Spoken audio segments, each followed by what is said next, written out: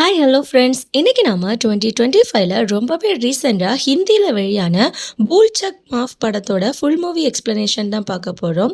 வாங்க நம்ம படத்தோட கதைக்குள்ள போகலாம். இந்த படத்தோட ஸ்டார்ட்டிங் சீன்லயே நம்ம ஹீரோ அண்ட் ஹீரோயினை ஒரு அனிமேஷன்ல தான் காட்டுறாங்க. நம்ம ஹீரோவோட பேரு ரஞ்சன், ஹீரோயினோட பேரு தித்திலி. நம்ம ஹீரோவும் ஹீரோயினும் லவ் பண்ணிக்கிட்டு இருக்காங்க. இப்ப நம்ம ஹீரோயினை கல்யாணம் பண்ணணும்னா நம்ம ஹீரோயினோட அப்பா ஹீரோக்கு ஒரு கண்டிஷன் கொடுத்திருக்காரு. அது என்ன கண்டிஷன்னா, அவளை கல்யாணம் பண்ண போற பையனுக்கு கவர்மெண்ட் ஜாப் இருக்கணும் அப்படிங்கிறது தான். அதனால ரொம்ப கஷ்டப்பட்டு நம்ம ஹீரோ கவர்மெண்ட் ஜாபுக்காக படிச்சுக்கிட்டு இருக்கான். அப்படி பல எக்ஸாம் எழுதுறான், எல்லாமே ஃபெயிலும் ஆகுறான். கொஞ்சம் எக்ஸாம் பாஸ் ஆகுறான், ஆனா அவனோட நேம் லிஸ்ட்ல வரல. அப்படி அவன் பாஸ் ஆன நிறைய எக்ஸாம்ஸ்ல அவனோட பேரு லிஸ்ட்ல வராம கேன்சல் ஆகவும் செய்து, அப்படி அவன் நிறைய எக்ஸாம் எழுதி எழுதி எப்படியாவது ஏதாச்சும் ஒரு எக்ஸாம் பாஸ் ஆகி வேலை கண்டிப்பா கிடைச்சிருங்கிற ஒரு நம்பிக்கையில தான் இருக்கான். ஆனா அந்த நேரத்துல நம்ம ஹீரோயினுக்கு அவங்களோட பேரண்ட்ஸை கல்யாணம் ஃபிக்ஸ் பண்றதுக்கு ரெடி ஆயிட்டாங்க. ஸோ அதனால இப்ப நம்ம ஹீரோவும் ஹீரோயினும் அங்கிருந்து ஓடி போய் கல்யாணம் பண்ணிக்கலாம் அப்படின்னு சொல்லி முடிவெடுக்கிறாங்க. அப்படி அவங்க ரெண்டு பேரும் ஓடி போய் கல்யாணம் பண்றதுக்காக வண்டியில போய்கிட்டு இருக்காங்க. அப்படி போய்கிட்டு இருக்கும் போது திடீர்னு நம்ம ஹீரோயின் ரொம்பவே ஃபீல் பண்றாங்க. நான் இப்படி ஓடி போனது என்னோட அப்பாவுக்கு தெரிஞ்சு போயிருச்சுன்னா, என் அப்பா ஆல்ரெடி உடம்பு சரியில்லாதவர், அவருக்கு ஏதாவது உடம்பு சரியில்லாம ஆகி வீட்டில் ஏதாச்சும் பெரிய பிரச்சனை நடந்து அவரு சூசைட் வரைக்கும் பண்ணுவாரோ அப்படின்லாம் யோசிக்கிறாங்க. ஆனா அப்படியெல்லாம் நடக்காது, நீ எதையும் நினைச்சு கவலைப்படாத அப்படின்னு நம்ம ஹீரோ அவளை சமாதானப்படுத்த ட்ரை பண்றாரு. இருந்தாலும் அவ கேட்காம, இல்ல இல்ல நாம ஓடியெல்லாம் போக வேண்டாம், ரிட்டர்ன் நம்ம வீட்டுக்கே போயிடலாம் அப்படின்னு சொல்லி அவ நம்ம ஹீரோவை கூட்டிட்டு ரிட்டர்ன் வீட்டுக்கு போறா. அந்த நேரத்துல நம்ம ஹீரோவும், இவ்வளோ தூரம் வந்ததுக்கு அப்புறமா நீ ஏன் இப்படி வீட்டுக்கு போகணும்னு பேசிக்கிட்டு இருக்க, இப்படி நீ பண்ணிட்டு இருந்தேன்னா நம்மளோட கல்யாணம் இனிமே ஒரு காலத்திலயும் நடக்காது அப்படின்னு சொல்லி திட்டுறான். அப்படி அவங்க ரெண்டு பேரும் மாறி மாறி வாக்குவாதம் பண்ணிக்கிட்டு இருக்கும்போது அந்த இடத்துக்கு ஒரு போலீஸ்காரர் வந்து உங்களுக்குள்ள என்ன பிரச்சனைன்னு சொல்லி கேட்குறாரு. அதுக்கப்புறமா அவங்க ரெண்டு பேரையும் கஸ்டடியில் எடுத்து நேராக ஸ்டேஷனுக்கும் கூட்டிகிட்டு போகிறாரு. இவங்க ரெண்டு பேரையும் ஸ்டேஷனில் கொண்டு போனதுக்கு அப்புறமா அந்த ஸ்டேஷனோட எஸ்ஐ இவங்க ரெண்டு பேரோட பேரண்ட்ஸையும் ஸ்டேஷனுக்கு வர வச்சிருக்காங்க. இப்போ இவங்களோட பேரண்ட்ஸும் வேக வேகமாக ஸ்டேஷனுக்கு வராங்க.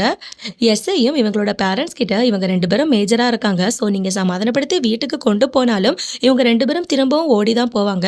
அதனால நீங்களே டிசைட் பண்ணி இவங்களுக்கு கல்யாணத்தை பண்ணி வைங்கன்னு சொல்லி பேசுறாரு. அந்த நேரத்தில் நம்ம ஹீரோயினோட அப்பாவும், என்ன ஆனாலும் சரி இந்த பையனுக்கு என்னோட பொண்ணை கல்யாணம் பண்ணி கொடுக்கவே மாட்டேன் சார், இந்த பையனை பிடிச்சி நீங்கள் ஸ்டேஷனில் போடுங்க, என்னோட பொண்ணை ரிலீஸ் பண்ணிருங்க, நான் என் பொண்ணை கூட்டிட்டு போயிடுறேன் அப்படின்னு சொல்றாரு. ஆனா நம்ம ஹீரோயின் அவங்க அப்பா கிட்ட நான் இவனை தான் கல்யாணம் பண்ணி ஆவேன்னு சொல்லி உறுதியா இருக்காங்க. நம்ம ஹீரோவும் அதே மாதிரி கல்யாணம் பண்ணா இந்த பொண்ணை தான் பண்ணுவேன்னு சொல்லி ரொம்ப உறுதியா இருக்காரு. கடைசியில இவங்க ரெண்டு பேரும் இப்படி சொன்னதுனால நம்ம ஹீரோயினோட அப்பாவும் கொஞ்சம் மனசு மாறி, இவன் கஷ்டப்பட்டு படிச்சு ஒரு கவர்மெண்ட் ஜாப் வாங்கினானா கண்டிப்பா நான் என்னோட பொண்ணை இவனுக்கு கல்யாணம் பண்ணி கொடுக்குறேன், அதுவும் ஒரு மாசத்துக்குள்ள அவன் கவர்மெண்ட் ஜாப் வாங்கி ஆகணும் அப்படின்னு சொல்றாரு. ஒரு மாசத்துக்குள்ள எப்படி கவர்மெண்ட் ஜாப் வாங்க முடியும், அதெல்லாம் நடக்காது அப்படின்னு சொல்லி நம்ம ஹீரோ சொல்றாரு. அந்த நேரத்துல நம்ம ஹீரோயினும் அவங்களோட அப்பா கிட்ட எப்படியாவது 2 மாசம் டைம் கொடுங்கப்பா, அவன் கவர்மெண்ட் ஜாப் வாங்கிடுவான் அப்படின்னு சொல்லி கெஞ்சுறாங்க. ஆனா 2 மாசத்துல எதுவும் நடக்காதுன்னு சொல்லி நம்ம ஹீரோக்கு தெரியும். ஆனா அந்த 2 மாசம் நமக்கு கிடைச்சதுன்னா எப்படியாவது நம்ம ஏதாச்சும் ஒரு வழியில உனக்கு வேலை எடுக்க ட்ரை பண்ணலாம்னு சொல்லி தான் நம்ம ஹீரோயின் ஒரு ஐடியா போட்டிருக்காங்க. அன்னைக்கு நைட்டு எப்படியாவது கவர்மெண்ட் ஜாப் எடுக்கணும்னு சொல்லி நம்ம ஹீரோ யோசிச்சுக்கிட்டே இருக்காரு. இப்ப நம்ம ஹீரோக்கு ஒரு சிஸ்டர் உண்டு, அவங்களோட பேரு கேரி. அவங்க ஒரு பையனை லவ் பண்ணிக்கிட்டு இருக்காங்க. எப்படியாவது 2 மாசத்துல ஒரு கவர்மெண்ட் ஜாப் வாங்கணும்னு சொல்லி அவன் புலம்பிக்கிட்டு இருக்கத அவனோட சிஸ்டர் கேட்டுட்டு, அதை பத்தி ஒரு ஆள் இருக்கு உனக்கு ஹெல்ப் பண்றதுக்கு, அந்த ஆளை நான் உனக்கு இன்ட்ரோ கொடுக்கலாம், அவன் எப்படியாவது உனக்கு ஹெல்ப் பண்ணுவான் அப்படின்னு சொல்றா. ஸோ அப்படி இந்த கேரி அவளோட பாய் ஃப்ரெண்டை அவளோட அண்ணக்கிட்டேயே இன்ட்ரோ கொடுக்குறா. ஆனா இப்ப கேரியோட பாய் ஃப்ரெண்டும் 2 மாசத்துல என்னால எதுவும் பண்ண முடியாது, ஆனா இதெல்லாம் பண்றதுக்கு ஒரு ஆள் இருக்காரு, அவரோட பேரு பகவான் அப்படின்னு சொல்லிட்டு இந்த கேரியோட பாய் ஃப்ரெண்ட் நம்ம ஹீரோவை அந்த பகவானுங்கிற ஆள்கிட்ட கூட்டிட்டு போறாரு. இப்போ அந்த பகவானுங்கிறவரும் நம்ம ஹீரோவோட விஷயங்கள் எல்லாம் கேட்டதுக்கு அப்புறமா உனக்கு நான் கண்டிப்பா ஹெல்ப் பண்றேன்னு சொல்றாரு. இப்போ எந்தெந்த ரேங்க் லிஸ்ட்டை உடனே பப்ளிஷ் பண்ணுவாங்க, அதில் எத்தனை வேக்கன்சி உண்டு, எத்தனை பேருக்கு அதில் வேலை கிடைக்கும், இப்படி எல்லா விஷயமுமே அவருக்கு நல்லாவே தெரிஞ்சிருந்தது. எவ்வளோ ஃபாஸ்ட்டாக ரேங்க் லிஸ்ட்டில் ரொம்ப கீழே கிடக்கிற நம்ம ஹீரோவை மேலே கொண்டு வந்து அவனுக்கு வேலை எடுத்து கொடுக்க முடியுமோ அவ்வளோ சீக்கிரம் நான் எடுத்து கொடுக்குறேன் அப்படின்னு சொல்லி அவர் நம்பிக்கையாக சொல்கிறாரு. ஆனால் இது எல்லாத்துக்கும் எனக்கு நீங்கள் 2 லட்சம் ரூபாய் அட்வான்ஸாக கொடுக்கணும், அதுக்கப்புறமா அவனுக்கு வேலை கிடைச்சி அவன் வேலையில் ஜாயின் பண்ணுறதுக்கு முன்னாடி எனக்கு 6 லட்சம் ரூபாய் கொடுக்கணும், இவ்ளோ காசு நீங்க குடுத்தா இதெல்லாம் நான் ஹெல்ப் பண்றேன் அப்படின்னு சொல்றாரு. ஆனா அவ்ளோ காசு நம்ம ஹீரோவோட கையில இல்ல. அந்த நேரத்துல அந்த பகவானும், ஆனா இதுக்கு எல்லாத்துக்குமே நெறைய காசு செலவாகும். ஒவ்வொருத்தங்களுக்கும் கொஞ்சம் காசு குடுத்து தான் ரேங்க் லிஸ்ட்ல உன்னோட நேம மேல கொண்டு வந்து சேஞ்ச் பண்ண முடியும்னு சொல்லி அவரு சொல்றாரு. நம்ம ஹீரோவும் இத பத்தி யோசிச்சு சொல்றேன் அப்படின்னு சொல்லிட்டு நேரா நம்ம ஹீரோயின் கிட்ட இந்த விஷயங்கள் எல்லாத்தையுமே சொல்றாரு.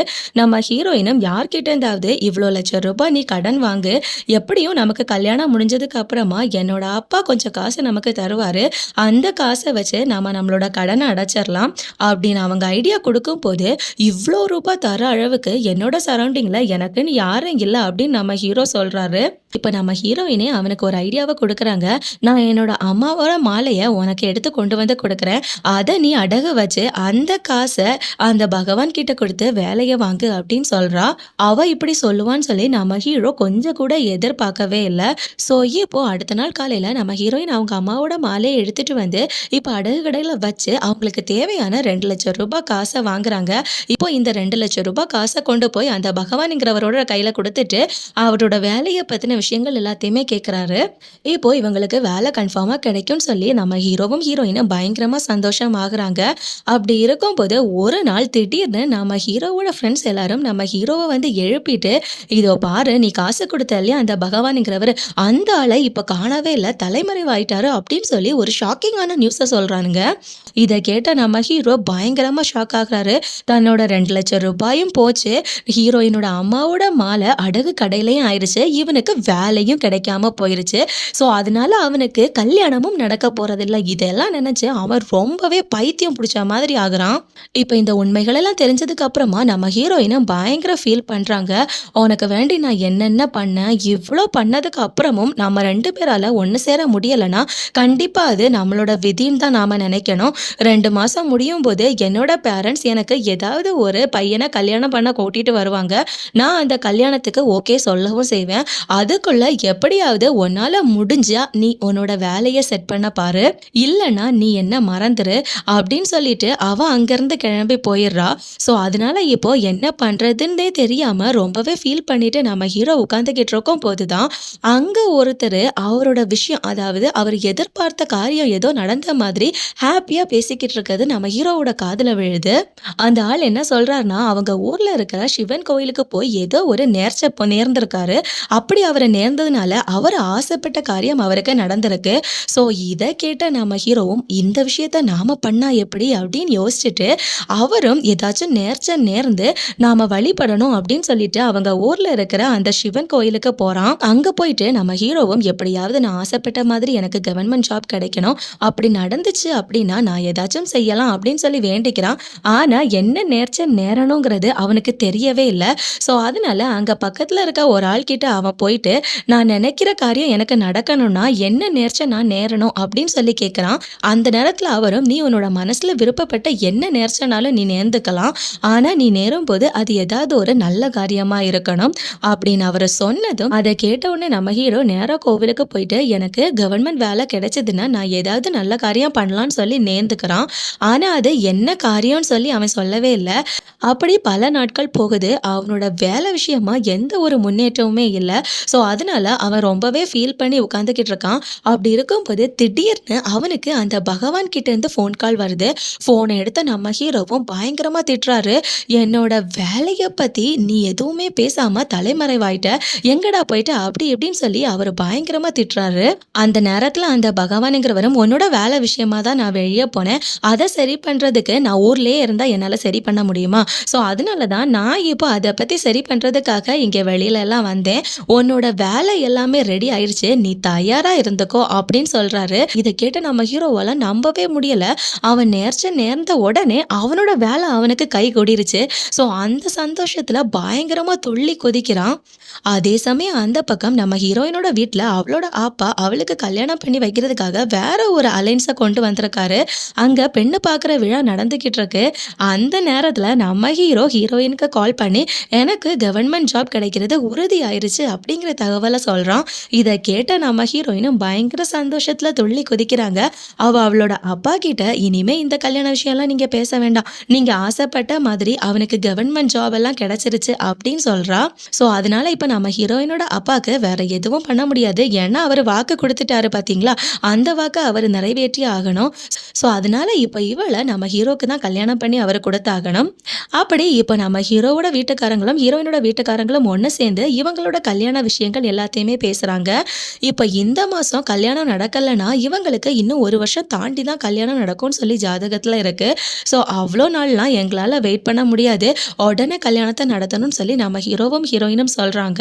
ஸோ அப்படின்னா இந்த மாசம் 30ஆம் நாள் தான் கல்யாணம் பண்றதுக்கு ஏத்த நாள் அப்படின்னு சொல்லி டிசைட் பண்ணி கடைசியில அந்த 30ஆம் தேதியே இவங்களுக்கு கல்யாணம் பண்ணி வைக்கிறதுக்காக டிசைட் பண்றாங்க. இப்போ இவங்களோட கல்யாண நாளும் வந்துருச்சு. 29ஆம் தேதி இவங்களோட ஹல்தி ஃபங்ஷன் நடந்துகிட்டு இருக்கு. அது எல்லாமே பயங்கர சந்தோஷமா நடக்குது.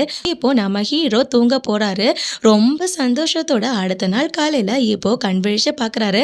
ஏன்னா அவன் ரொம்ப நாட்களா எதிர்பார்த்த அவனோட கல்யாண நாள் அன்னைக்கு வந்துருச்சு.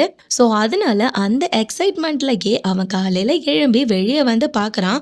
அங்க வந்து பார்த்தவனுக்கு பயங்கர ஷாக். ஏன்னா அங்க எல்லாருமே ஹல்தி ஃபங்ஷனுக்கு ரெடி ஆகிக்கிட்டு இருக்காங்க.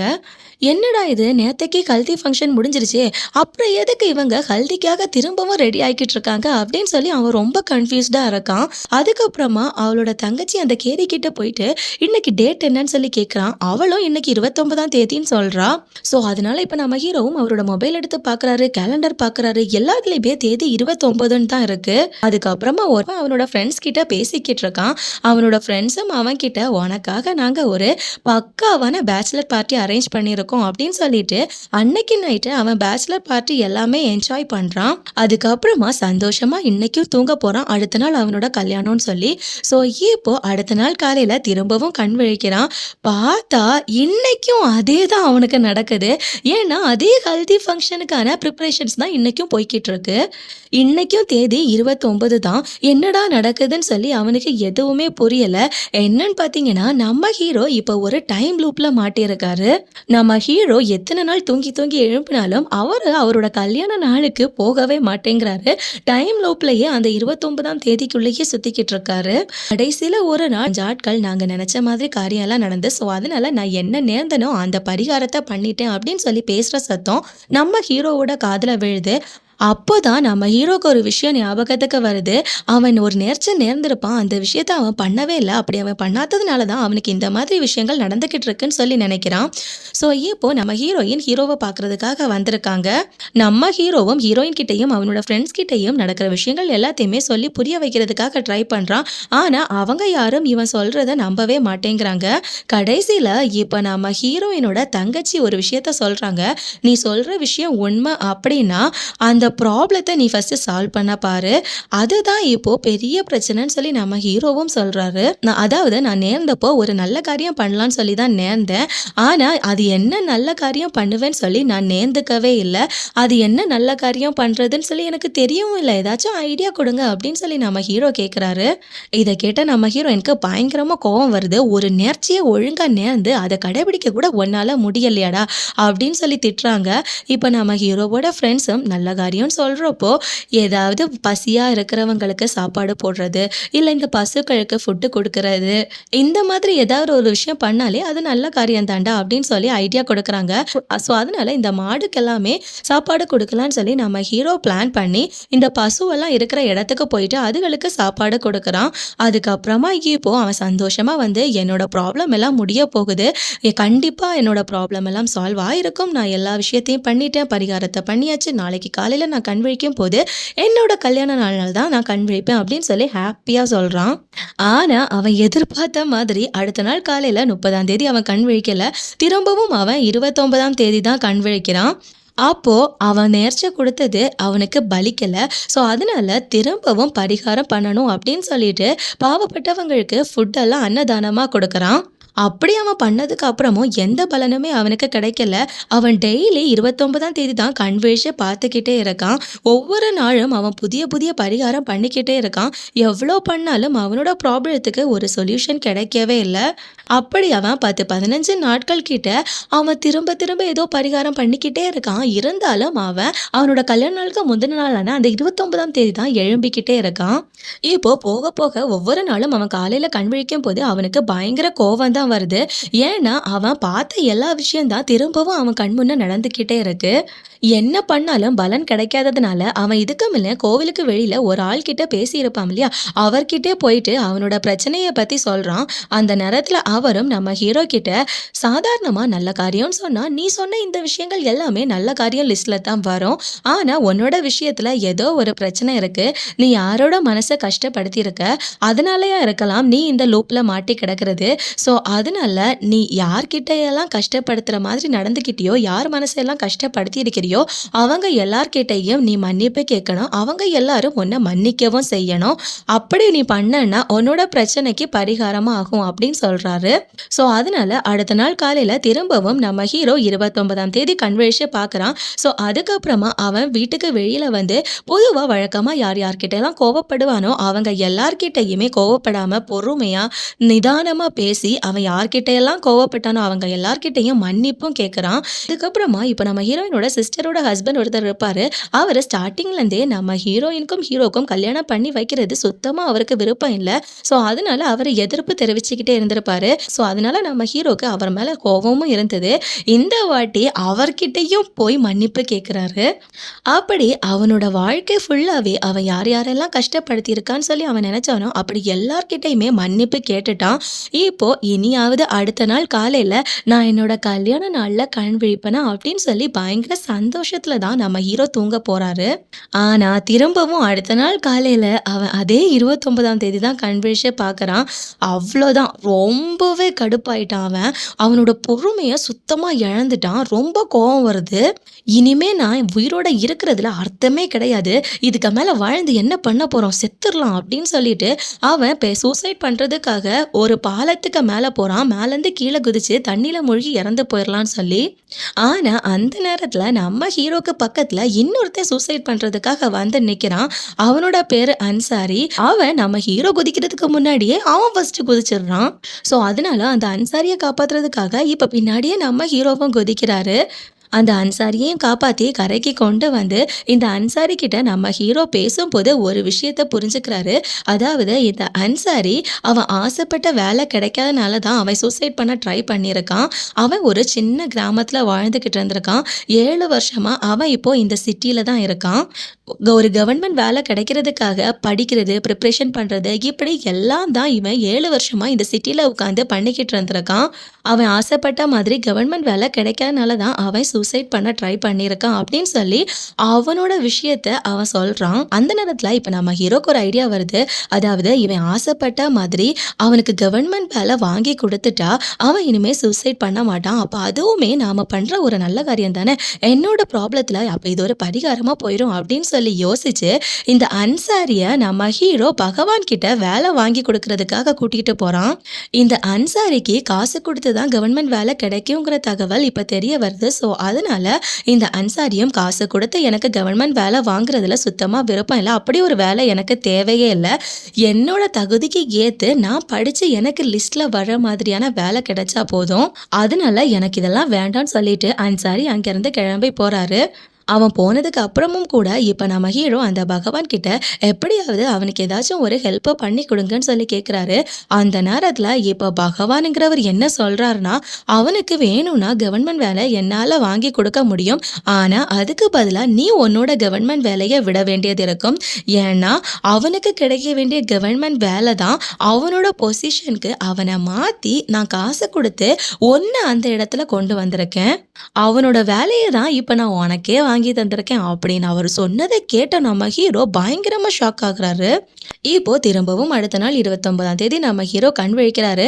அவர் நேரா அந்த பாலத்துக்கு போறாரு. அதாவது அந்த அன்சாரிய சூசைட் பண்ண விடக்கூடாது அப்படிங்கிற தாட் தான் நம்ம ஹீரோக்கு இருக்கு. அதே மாதிரி அங்க அந்த அன்சாரியும் சூசைட் பண்றதுக்காக வந்திருக்காரு. அவன் ஒவ்வொரு வாட்டி தண்ணிக்குள்ள குதிக்கும் போதும் நம்ம ஹீரோ அவனை காப்பாத்திக்கிட்டே இருந்தாரு.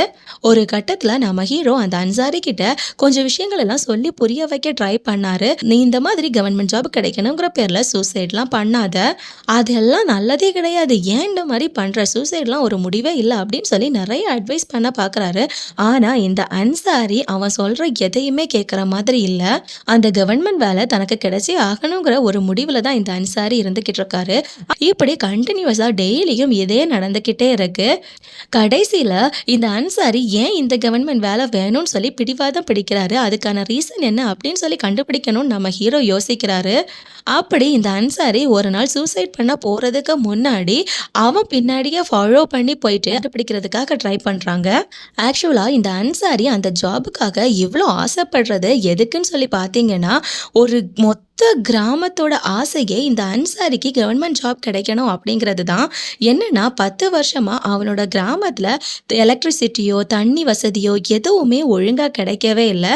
ஸோ அதனால அவங்களோட பயிர்கள் எல்லாமே அழிஞ்சு போயிருக்கு. அங்க இருந்த மக்கள் எல்லாருமே பட்டினியாவே இருக்கிறாங்க. ஸோ அதனால அவங்க நிறைய அதிகாரிகளை பார்த்தாங்க, நிறைய பேச்சுவார்த்தை நடத்தி பார்த்தாங்க. ஆனா யாருமே அந்த கிராமத்தை கண்டுக்கவே மாட்டேங்கிறாங்க. ஸோ அதனால அவங்களுக்கு தோணுன ஒரே ஒரு வழி என்னன்னா, நம்ம அன்சாரி நல்லா படிச்சு ஒரு கவர்மெண்ட் ஜாப் வாங்கணும். அந்த டிபார்ட்மெண்ட்ல அவனுக்கு வேலை கிடைச்சிருச்சுன்னா அவனோட கிராமத்துக்கு தண்ணி வசதியும் எலக்ட்ரிசிட்டி வசதியும் கொண்டு வர முடியும் அவனால. ஸோ அதனால அவன் நல்லா படிச்சு ரேங்க் லிஸ்ட்ல வரவும் செஞ்சான். ஆனா அவனுக்கு வேலை கிடைக்கல. எப்படி நான் என்னோட கிராமத்துக்கு திரும்ப நான் போவேன்? என்னோட மொத்த கிராமத்தோட எதிர்பார்ப்புமே எனக்கு வேலை கிடைக்கணும் அப்படிங்கிறதா தான் இருந்தது. ஸோ அதனால என்னால இந்த கவர்மெண்ட் வேலை இல்லாம என்னோட கிராமத்துக்கு போகவே முடியாது. அதுக்கு நான் பேசாம சூசைட் பண்ணி செத்து போறதே பெட்டர். ஸோ அதனால தான் நான் சூசைட் பண்ண ட்ரை பண்ணிக்கிட்டு இருக்கேன் அப்படின்னு சொல்லி நம்ம இந்த அன்சாரி இருக்கான் இல்லையா, அவன் அவனோட கவலைகள் எல்லாத்தையுமே சொல்றான். இப்போ நம்ம ஹீரோக்கு இந்த அன்சாரிக்கு என்ன பிரச்சனைன்னு சொல்லி எல்லாமே தெரிய வந்துருச்சு. ஸோ அதனால இப்போ அந்த அன்சாரிக்கு கிடைக்க வேண்டிய வேலையை நாம எடுத்துட்டோமேன்னு சொல்லி ஒரு குற்ற உணர்ச்சி நம்ம ஹீரோக்குள்ள வருது. ஸோ அதனால இந்த அன்சாரிக்கு தகுதியுள்ள அந்த கவர்மெண்ட் வேலையை நாம அவனுக்கே திரும்ப கொடுத்துடணும்னு சொல்லி நம்ம ஹீரோ யோசிக்கிறாரு. அதை பத்தி இப்போ நம்ம ஹீரோயின் கிட்டையும் சொல்றாரு. ஆனா நம்ம ஹீரோயின், உனக்கு கிடைச்ச இந்த வேலை போச்சுன்னா கண்டிப்பா நீ எனக்கு கிடைக்க மாட்ட. என்னோட அப்பா நம்ம கல்யாணத்துக்கு ஒத்துக்கவே மாட்டாரு. ஸோ அதனால தயவு செஞ்சு நீ இந்த வேலையை விட்டுறாத அப்படின்னு சொல்றாங்க. அப்படியே கொஞ்ச நாட்கள் போகுது. அப்படி ஒரு நாள் இந்த அன்சாரியை நம்ம ஹீரோ காப்பாத்தல. ஆனா அந்த அன்சாரி தண்ணிக்குள்ள குதிச்சு இறந்தும் போயிட்டான். இதை நம்ம ஹீரோ பார்க்கவும் செய்யறாரு. இதெல்லாம் பார்த்து நம்ம ஹீரோக்கு ரொம்பவே ஃபீல் ஆகுது. ஏன்னா அடுத்த நாளும் இதையே தான் அவன் பார்க்க வேண்டியது இருக்கும். ஏன்னா அந்த டைம் லூப்ல தானே அவன் மாட்டியிருக்கான். ஸோ அதனால டெய்லி இந்த அன்சாரி சூசைட் பண்ண ட்ரை பண்றதும், சில சமயம் அவன் இறந்து போறதும், இந்த விஷயங்கள் எல்லாமே அவன் கண் முன்ன பார்த்துக்கிட்டே இருக்கிற மாதிரி தான் இருக்கும். அதை விட அவனோட வேலையை அவன் கிட்டயே திரும்ப கொடுத்துடலாம் அப்படின்னு சொல்லி நம்ம ஹீரோ யோசிக்கிறாரு. அப்படி நாம பண்ணிட்டோம்னா இந்த பிரச்சனை எல்லாமே சால்வ் ஆகும். அவனோட வேலையை விட்டுட்டானா கண்டிப்பா அவனுக்கு ஹீரோயின் கிடைக்க மாட்டாங்கிறதெல்லாம் நல்லாவே தெரியுது.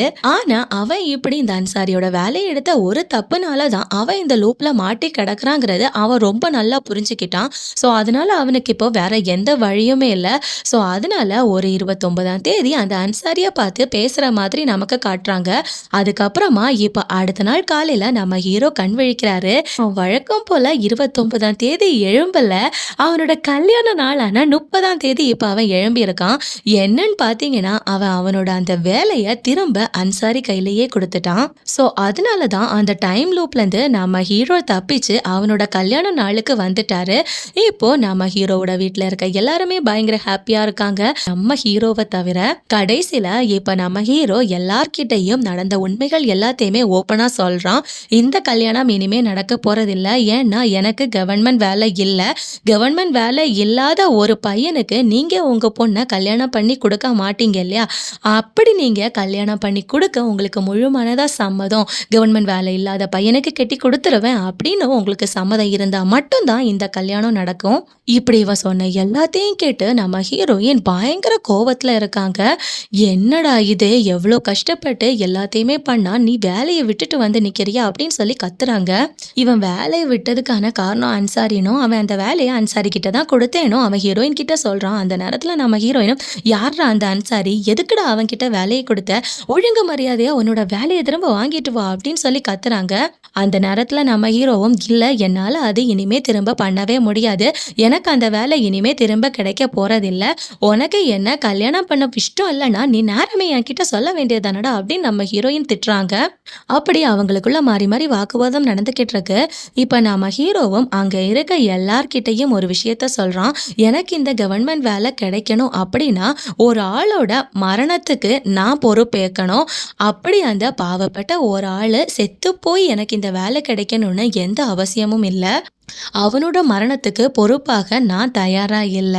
பாவப்பட்ட, தகுதிப்பட்ட அந்த ஆளுக்கு தான் அவரோட வேலை கிடைக்கணும்." அப்படி எல்லா விஷயத்தையும் அவர் எல்லார்கிட்டயும் சொல்லி புரிய வைக்க பார்க்குறாரு. ஆனா யாரும் அதை புரிஞ்சுக்கவே மாட்டேங்கிறாங்க. அந்த நேரத்துல இப்ப இந்த பகவான்ங்கிறவரு அங்க வந்து எல்லார்கிட்டயும் நம்ம ஹீரோ பண்ணது தான் சரின்னு சொல்றாரு. இங்க கூடி இருக்க எல்லாருக்கும் யாரு இறந்து போனாலோ, யாரு உயிரோட இருந்தாலோ உங்களுக்கு எதுவும் இல்ல. நீங்க நினைக்கிற விஷயங்கள் மட்டும் தான் உங்களுக்கு நடக்கணும். ஏதாவது ஒரு கிராமத்துல யாராவது இறந்து போனா உங்களுக்கு என்ன? அங்க தண்ணி இல்லன்னா உங்களுக்கு என்ன? அங்க எலக்ட்ரிசிட்டி இல்லன்னா உங்களுக்கு என்ன? அதெல்லாம் உங்கள பாதிக்கிற ஒரு விஷயமே கிடையாது. ஸோ அதனால தான் நீங்க யாருமே அடுத்தவங்கள பத்தி யோசிக்கிறதே கிடையாது. ஆனா நீங்க யாரும் யோசிக்கல. நம்ம ஹீரோ அத பத்தி யோசிச்சான். இங்க இருக்க எல்லாரோட மனச விடையும் நம்ம ஹீரோவோட மனசு நல்ல மனசா இருக்கு. நான் எத்தனையோ பேருக்கு தவறான வழியில கவர்மெண்ட் வேலை வாங்கி கொடுத்துருக்கேன். அப்படி நான் வாங்கி கொடுத்தப்போ எனக்கு கிடைக்காத சந்தோஷம், இப்ப நம்ம ஹீரோ அவனோட வேலைய விட்டதுல எனக்கு சந்தோஷம் கிடைச்சிருக்கு. இந்த மாதிரி பகவான் ஃபீல் பண்ணி பேசிக்கிட்டு இருக்கும்போது, நம்ம ஹீரோ பண்ணது சரிதான் சொல்லி எல்லாருக்குமே தோண ஆரம்பிக்குது. ஆக மொத்தம் ஸ்டார்ட்டிங்ல இருந்தே நம்ம ஹீரோக்கும் ஹீரோயினுக்கும் கல்யாணம் பண்ணி வைக்கணும்னு பேசும்போதே, அவங்க கல்யாணம் பண்ணி வைக்க விருப்பமே இல்லாம இருந்த ஒரு ஆள், அதுதான் நம்ம ஹீரோயினோட சிஸ்டரோட ஹஸ்பண்ட் ஒருத்தர் இருந்தார் இல்லையா? அவரே இப்ப வந்து நம்ம ஹீரோயினுக்கு இந்த பையன தான் கல்யாணம் பண்ணி குடுக்கணும் அப்படின்னு சொல்லி சொல்றாரு. அப்படி நம்ம பொண்ணுக்கு நல்ல மனசுள்ள ஒரு பையன் கிடைச்சிருக்கான் அப்படின்னு சொல்லி யோசிச்சுட்டு, கவர்மெண்ட் மாப்பிள தான் வேணும் அப்படிங்கிற அந்த கண்டிஷன தளர்த்திட்டு, இப்ப நம்ம ஹீரோக்கு அவங்களோட பொண்ண நம்ம ஹீரோயினோட அப்பா சந்தோஷமா கல்யாணம் பண்ணி குடுக்குறாரு. அப்படி அவங்க 2 பேருக்கும் கல்யாணம் பண்ணி வைக்கிற மாரி காட்டி இந்த படத்த அப்படியே முடிக்கிறாங்க. இந்த படம் எப்படி இருந்துச்சுன்னு மறக்காம கமெண்ட் செக்ஷன்ல கமெண்ட் பண்ணுங்க. மேலும் வேற ஒரு இன்ட்ரெஸ்டிங்கான மூவில உங்கள சந்திக்கிறேன். Thank you. பை.